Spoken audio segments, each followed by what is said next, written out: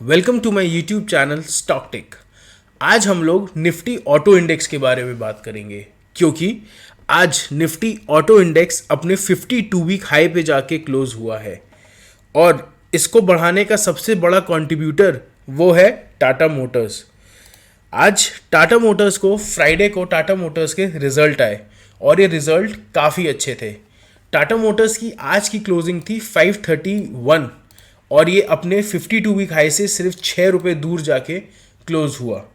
तो टाटा मोटर्स एक टाटा ग्रुप की सबसे बड़ी कंपनी में से एक है और टाटा मोटर्स में इस समय ग्लोबली सेंटिमेंट्स काफ़ी चेंज हो रहे हैं जो इस शेयर को और भी ऊपर लेके जाने के लिए दमखम रखता है।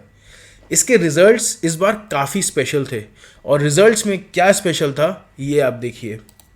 टाटा मोटर्स ने फाइनली इस बार प्रॉफिट क्लॉक किया और जो प्रॉफिट था वो था 5,408 करोड़ और वहीं रेवेन्यू 35% जंप करके 1,05,000 करोड़ के पास जाके हुए। तो टाटा मोटर्स ने फाइनली 2018 के बाद 5 साल बाद उसने अपनी बुक्स में प्रॉफिट क्लॉक किया। तो टाटा मोटर्स जो टाटा ग्रुप का एक बहुत बड़ा शेयर है और इसका मार्केट कैप भी अराउंड 2 लाख करोड़ है। अगर आप देखेंगे तो टाटा मोटर्स में जो स्ट्रैटेजिकली सबसे ज़्यादा चेंज हुआ है वो चेंज हुई है उसकी बैलेंस शीट। उसकी बैलेंस शीट कैसे चेंज हुई ये स्क्रीनर पे अगर आप देखेंगे तो ऑपरेटिंग प्रॉफिट तो इसका रेगुलरली काफ़ी अच्छा था और इस साल इस क्वार्टर मार्च 23 के क्वार्टर के लिए इसका जो ऑपरेटिंग प्रॉफिट है वो 31,000 करोड़ है। बट जो प्रॉफिट बिफोर टैक्स था उसका रेशियो या उसकी वैल्यू 2019 से काफ़ी ख़राब होती जा रही थी। 2018 तक कोविड से पहले तक टाटा मोटर्स में काफ़ी अच्छा मार्केट शेयर कैप्चर किया।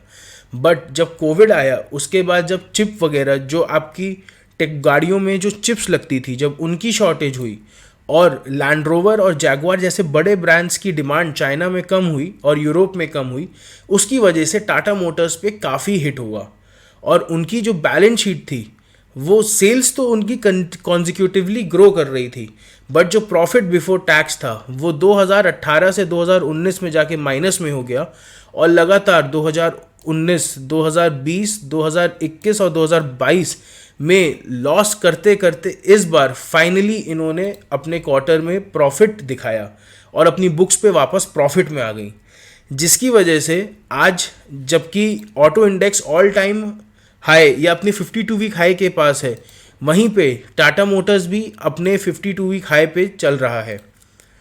तो जैसा कि आपने रिजल्ट्स में देखा कि 2017 के बाद एक टाटा मोटर्स में डाउनफॉल आया और वो डाउनफॉल आपको इस चार्ट में भी दिख रहा है।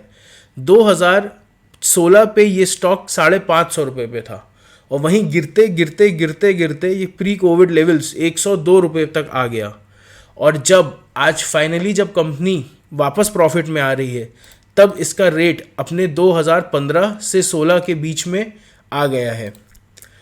अब इतनी शानदार रैली होने के बाद भी जब ऑटो इंडस्ट्री काफ़ी अच्छी ग्रोथ पे है तब टाटा मोटर्स भी पीछे कैसे रह सकता है।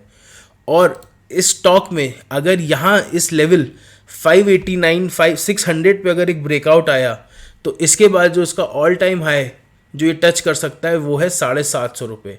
तो एज अ इंडेक्स जैसे कि इंडेक्स में इतनी अच्छी रैली आ रही है और स्टॉक भी काफ़ी शानदार है। तो इसकी में जो पॉजिटिव न्यूज़ जो इसको बूस्ट कर रही है वो है कि लास्ट मार्च के जो इसके सेल्स रिजल्ट थे, टाटा मोटर्स सरपास हुंडई इन मार्च 23 सेल्स। तो जबकि एक इंडियन कंपनी ग्रो कर रही है वो काफ़ी अपने यूनिट्स जैसे गाड़ी भी उतनी ही बेच रही है। जैसे मार्च में कंपनी ने 26% growth in units of passenger vehicles की सेल्स में दिखाया। They sold around 46,847 units compare to 36,000 units. तो देखा जाए तो पिछले साल से इस साल में इस क्वार्टर में 10,000 गाड़ियाँ इन्होंने ज़्यादा बेची। पहली चीज़, आपकी कंपनी फाइनली प्रॉफिट में आ गई, आपका रिजल्ट अच्छा आया, आपकी न्यूज़ जो आपकी जो नए लॉन्चेस हैं वो काफ़ी सक्सेसफुल है। अब आप मार्केट में सेकेंड लार्जेस्ट कंपनी बन गए हैं। जो पहले हुंडई थी, हुंडई को इन्होंने ओवरटेक किया है अपनी सेल्स में, और टाटा मोटर्स इस समय सेकेंड लार्जेस्ट सेलिंग कंपनी है जो अपने पैसेंजर व्हीकल गाड़ियाँ बेच रही हैं।